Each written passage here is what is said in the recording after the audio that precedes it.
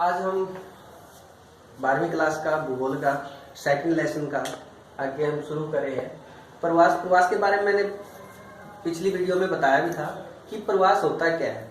प्रवास जब एक व्यक्ति दूसरे स्थान पर आवागमन यानी कि दूसरे स्थान पर चला जाता है तो उस व्यक्ति का प्रवास कहलाता है। प्रवास प्रकार कितने हैं? 2 प्रकार के हैं। अब वो 2 प्रकार क्या है? जो पहला दिया है बाह्य प्रवास और एक होता है आंतरिक। कौन सा प्रवास? बाह्य और दूसरा आंतरिक। बाह्य प्रवास यानी कि जो बाहर की तरफ प्रवास किया जाता है, यानी कि एक देश से दूसरे देश में प्रवास होता है, उसको हम बोलते हैं बाह्य प्रवास। और इस बाह्य प्रवास में 2 प्रकार हैं। पहला दिया है आप प्रवास और दूसरा है उत्प्रवास, यानी कि इसको इन बोलते हैं, इसको आउट बोलते हैं। यानी कि जिस सीधे तौर पर ये प्रवास कोई विदेश से हमारे देश के अंदर आता है तो ये आप प्रवास कहलाता है कि यानी कि इन बोलते हैं इसको। आउट यानी कि जो हमारे देश से दूसरे देश में प्रवास किया जाता है, यानी कि एक देश से दूसरे देश में जो प्रवास किया जाता है उसको क्या बोला जाता है? आउट यानी कि उत्प्रवास, आउट में आ जाता है ये। फिर आता है आंतरिक प्रवास।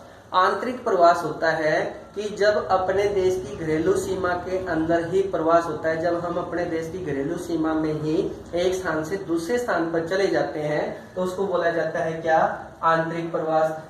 इसमें भी 2 प्रकार आते हैं। पहला दिया है अंतर्राज्यीय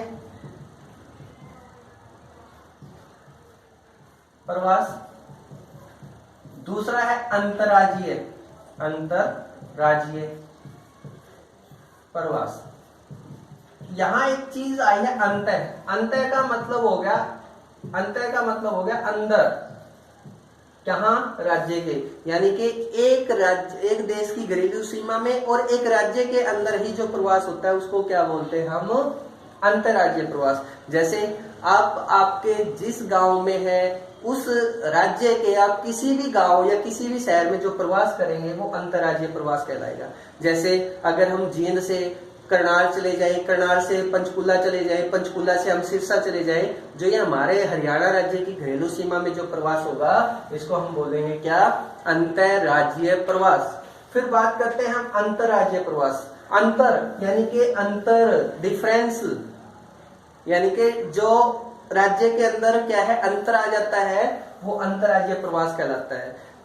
यानी कि जब प्रवास एक राज्य से दूसरे राज्य में होता है। जैसे आज हम जींद है, अगर कल प्रवास करते हैं हम जयपुर चले गए, जयपुर किस में? हरियाणा में तो नहीं है, राजस्थान के अंदर है। राजस्थान क्या है? दूसरा स्टेट है। तो इसलिए जब हमारे राज्यों में अंतर आ जाता है, हम दूसरे राज्यों में प्रवास करते हैं तो वो क्या कहलाता है? हमारा अंतर्राज्यीय प्रवास कहलाता है।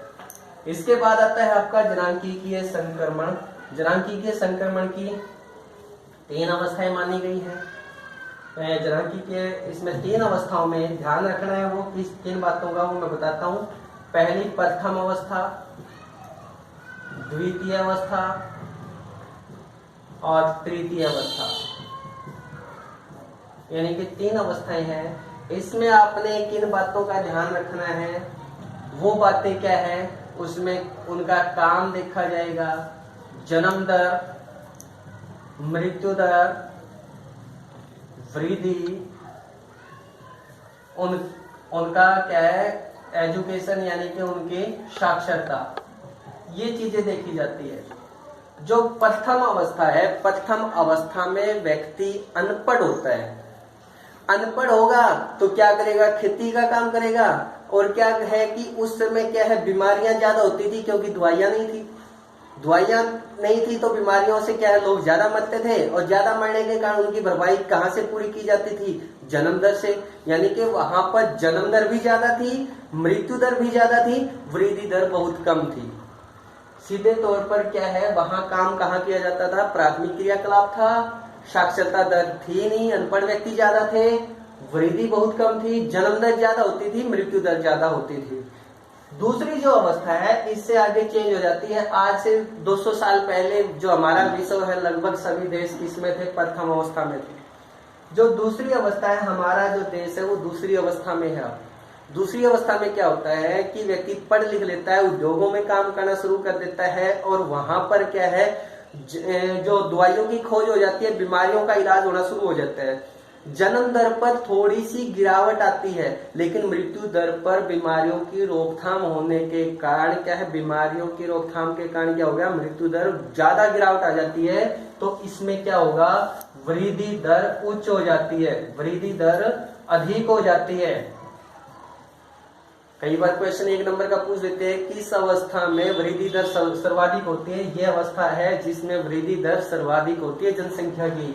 तो क्या है, इस प्रकार से, यानी कि इसमें क्या है, पढ़ लिख लेता है, उद्योगों में काम करना शुरू कर देता है, जन्म दर में गिरावट आती है लेकिन मृत्यु दर में और ज्यादा गिरावट आ जाती है, तो वृद्धि दर अधिक हो जाती है। इसके बाद जो तृतीय अवस्था है, तृतीय अवस्था में क्या होगा, तृतीय अवस्था में व्यक्ति पढ़ लिख तो लेता है लेकिन क्या है, उसके अंदर ज्यादा समझ आने के कारण वो जन्म दर और मृत्यु दर, जन्म दर पर और ज्यादा कंट्रोल कर लेता है।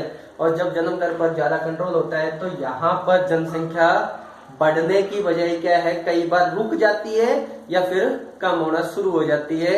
और यूरोपीय जो कंट्री है वो लगभग क्या है, बहुत से कंट्री किस अवस्था में जा चुके हैं, तृतीय अवस्था में जा चुके हैं। वहां जनसंख्या बढ़ने की वजह या तो रुकी हुई है या कम हो रही है। अगर क्वेश्चन कई बार आ जाता है कि 2 यूरोपियन या 2 देश जिनकी जनसंख्या वृद्धि दर क्या है, ऋणात्मक है, वो कौन से हैं, यूक्रेन, रूस, ये दोनों देश क्या है, किस में आ जाते हैं, जिनकी जनसंख्या वृद्धि दर किस में है, ऋणात्मक में है। धन्यवाद। अगर आपको ये समझ में आया तो इसको लाइक करना, शेयर करना और सब्सक्राइब करना। अगर ये वीडियो में कहीं ना कहीं थोड़ी बहुत कमी रही है तो प्लीज कमेंट में जरूर बताना कि ये कमी रही है। दोबारा से जब हम वीडियो बनाएंगे तो उस कमी में सुधार जरूर लाएंगे। धन्यवाद।